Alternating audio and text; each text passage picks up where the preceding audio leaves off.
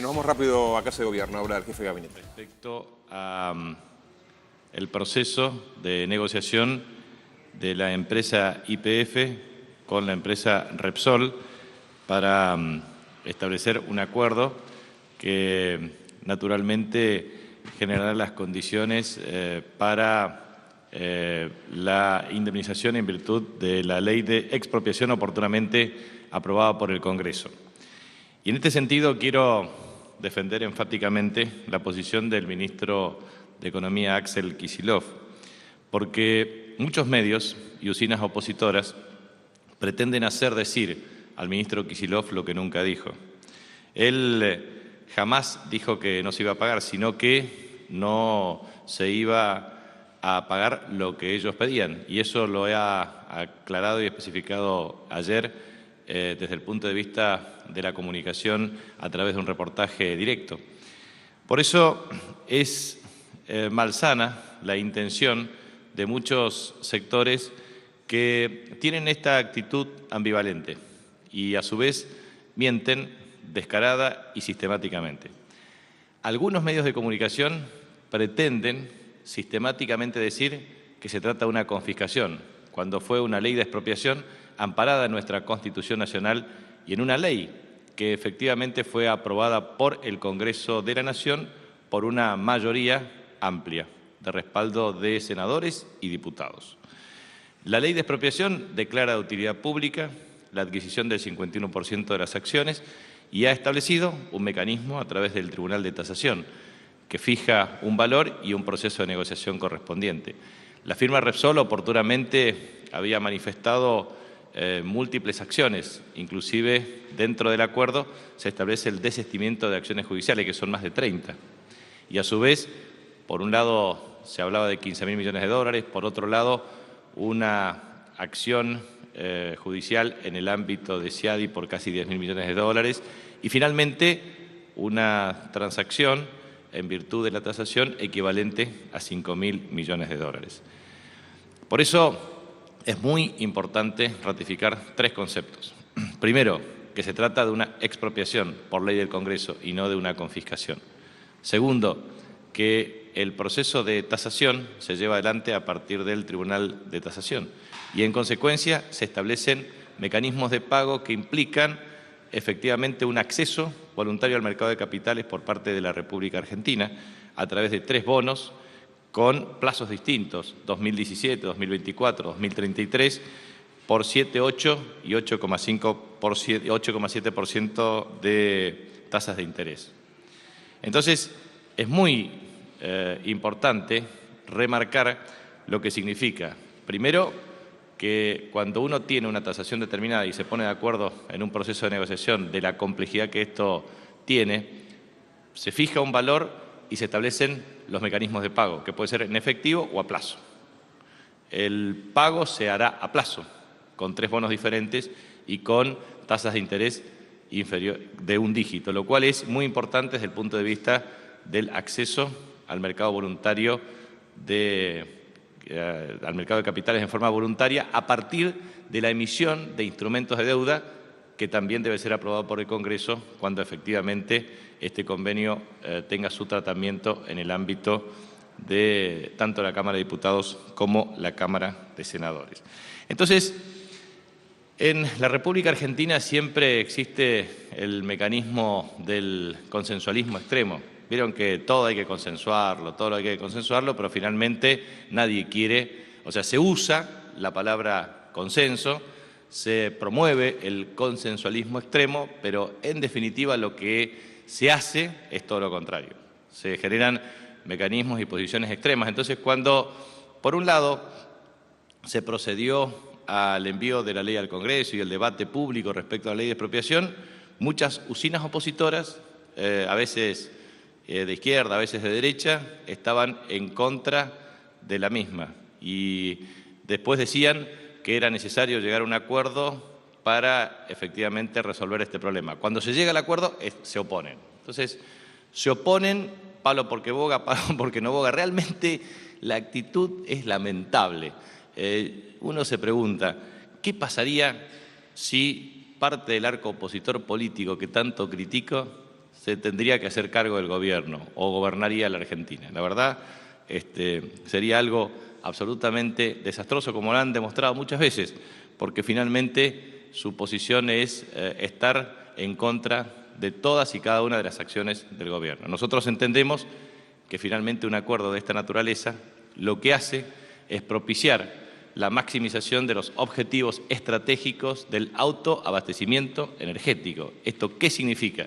Significa la posibilidad de establecer asociación de capitales por parte de YPF, obtener financiamiento y generar las condiciones para tener más inversiones en exploración, en explotación, para aumentar la producción de petróleo y gas convencional y no convencional, con el objeto de minimizar el volumen de importaciones de petróleo, gas y combustible. Entonces, creo que esto es lo que nosotros tenemos que valorar de un acuerdo de esta naturaleza. No me quiero imaginar lo que podrán decir en el futuro si efectivamente logramos una negociación compatible y favorable a los intereses de las partes respecto a la deuda del Club de París. Pero es bueno decir que este gobierno no fue el que privatizó YPF, que a su vez fue un error estratégico esencial para la Argentina, que lo pagamos con reducción en el volumen de producción y en consecuencia de los problemas de soberanía energética. De manera que con YPF como empresa insignia estamos resolviendo esta cuestión. A su vez también lo mismo ocurre con la deuda. En definitiva, el Estado Nacional y este gobierno se ha encargado rigurosamente de pagar los servicios de capital e intereses de la deuda pública, pero primero inició un proceso de negociación que permitió un ahorro, según tasa de descuento que se tome, entre 75.000 y 81.000 millones de dólares, que es plata que le ahorramos a cada uno de los argentinos, que es plata que permitió cancelar gran parte de la deuda social de Argentina, con más escuelas, más hospitales, más centros de salud, más inclusión social, más trabajo, mejora en la estructura de salario de los trabajadores. Para eso sirve verdaderamente ejercer de un modo muy claro y contundente la defensa de los intereses nacionales. En segundo lugar, quiero decir lo siguiente. Ayer, la Presidenta de la Nación, por problemas de agenda, no ha podido concurrir para ver algo que es extraordinario, que es la primera de las formaciones del Sarmiento que ha llegado a la República Argentina de un modo anticipado y que seguramente en el transcurso de este año los pasajeros que usan el tren como principal vehículo de transporte verán un servicio extraordinario, aire acondicionado, cierre automático de puertas, asientos muy buenos, señalización, cámaras de seguridad, realmente un confort extraordinario para mejorar la calidad de vida de los argentinos, principalmente del área metropolitana. Lo verán seguramente en el Sarmiento, Mitre, porque esta era una formación de 9 formaciones que están ingresando, que a su vez son 25 en total, que a su vez duplica la capacidad instalada del transporte del Sarmiento. Pero las obras son múltiples, desde obras de soterramiento hasta señalización vial, hasta todo lo que significa inversiones en las estaciones, hasta lo que significa naturalmente los trenes, la capacitación y el mejoramiento en las condiciones del transporte del sistema ferroviario. Tanta crítica acumulada respecto a este tema ha tenido claramente una respuesta muy contundente por parte del Estado y del gobierno argentino. Esto es una gran inversión para mejorar el sistema de transporte ferroviario de pasajeros del área metropolitana. Ahora bien, ¿cuál ha sido el punto de debate en muchos medios de comunicación? ¿Por qué no estuvo la Presidenta? Y la verdad es que la Presidenta, por problemas de agenda, nos delegó precisamente al ministro Florencio Randazzo, al secretario de la Presidencia, Oscar Parelli, y a mí, que en su representación podamos verificar in situ la calidad de los trenes para mejorar el servicio. O sea, la noticia es que los argentinos que principalmente transitan el área metropolitana tendrán trenes de alta calidad para mejorar su calidad de vida. ¿Cuál es el sentido de la comunicación? ¿Por qué no estuvo la presidenta? Entonces, creo que es importante valorar todo lo que se hace, el esfuerzo de la presidenta, la decisión política estratégica de invertir más para mejorar la calidad de los servicios. En tercer lugar, quería remarcar que ayer tuve la oportunidad de asistir a la clausura del Congreso Federal de Reformas Legislativas, que nos ha permitido observar un nivel de consenso adquirido y logrado en el ámbito del Consejo de la Magistratura, pero sobre todo la presencia de funcionarios, magistrados a nivel nacional, federal, provinciales también, para debatir iniciativas de carácter legislativo que son sustantivas en la República Argentina. Y ahí me parece que es muy importante remarcar lo siguiente. Desde el decreto 222 del año 2003 de autolimitación del uso de las facultades por parte del presidente de la Nación, entonces Néstor Kirchner, hasta la reducción del número de miembros de la Corte Suprema de Justicia, hasta lo que ha significado el incremento sustancial del presupuesto para el Poder Judicial, la automaticidad de sus transferencias, que ha permitido el mejoramiento del sistema informático, el mejoramiento de la asignación de recursos para la infraestructura edilicia y también la remuneración de magistrados y funcionarios de orden federal. Por eso es bueno remarcar lo que se hizo y también la agenda legislativa.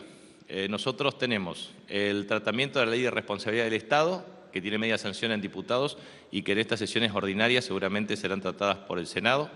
Lo mismo que la reforma del Código Civil y Comercial, que está en revisión ahora en la Cámara de Diputados, que fue aprobada por media sanción en el Senado.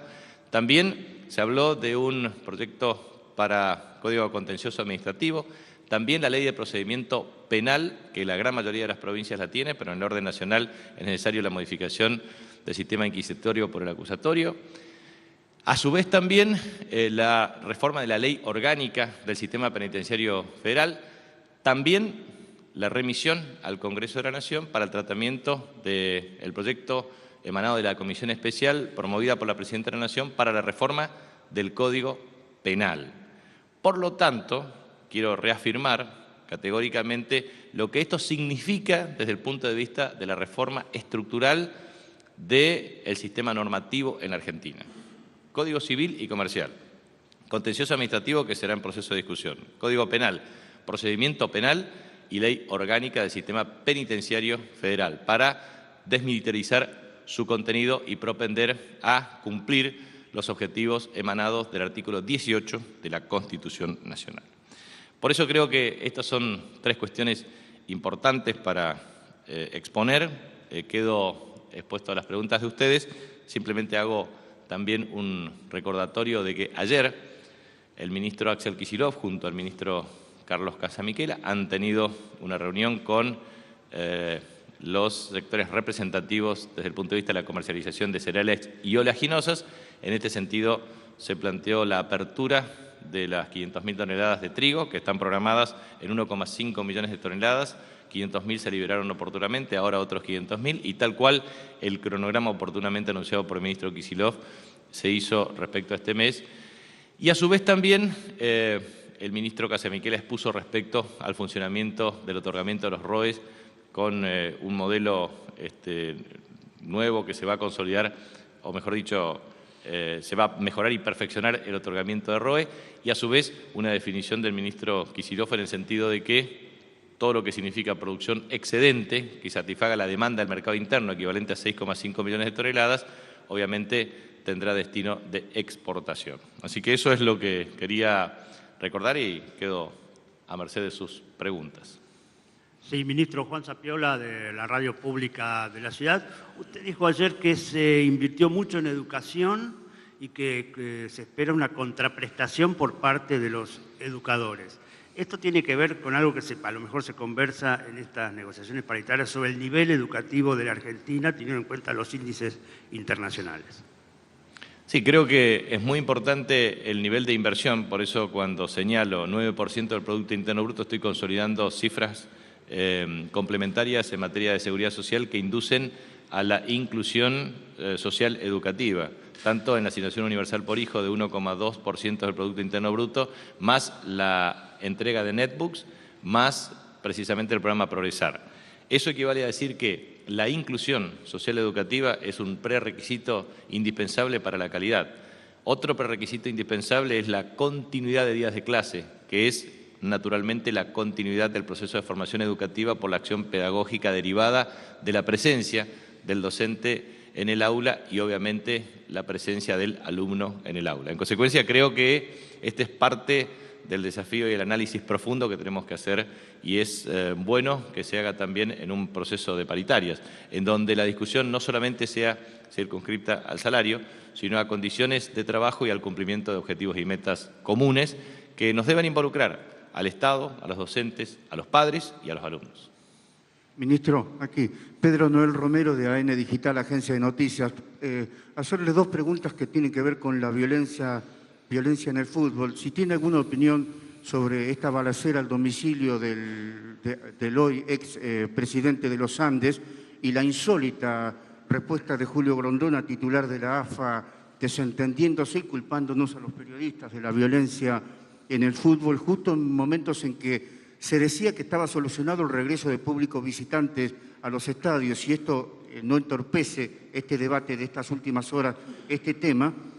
Y una segunda pregunta relacionada con si el Gobierno Nacional, por la vía del Congreso, va a acudir al pedido del Gobierno bonaerense del área deportes que conduce Alejandro Rodríguez, de incorporar a la legislación penal la figura del barra brava y todas sus actividades, reventa de entradas, hechos de violencia, etcétera. Bueno, en ese sentido, lo que quiero transmitir es que nosotros hemos recibido un proyecto de reforma del Código Penal que será remitido al Congreso de la Nación, que lo podrá debatir tanto en la estructura del mismo código, eventualmente a través de una ley especial. En consecuencia, eso será motivo de tratamiento en el ámbito del Congreso.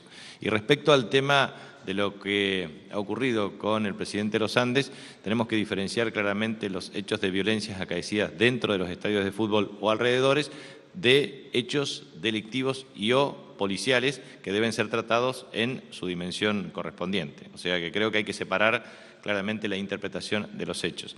Y obviamente nosotros repudiamos todo hecho y episodio de violencia y entendemos que cuando se produce un hecho de esta naturaleza, se deben dar las instancias investigativas correspondientes para que la justicia actúe con todo el rigor de la ley a los efectos de penalizar estos actos de carácter delictivos. Esta es la verdad y por eso nosotros no efectuamos otra opinión que el repudio a los hechos de violencia y el interés por parte del Estado debe ser siempre esclarecer los hechos y obviamente aplicar todo el rigor de la ley.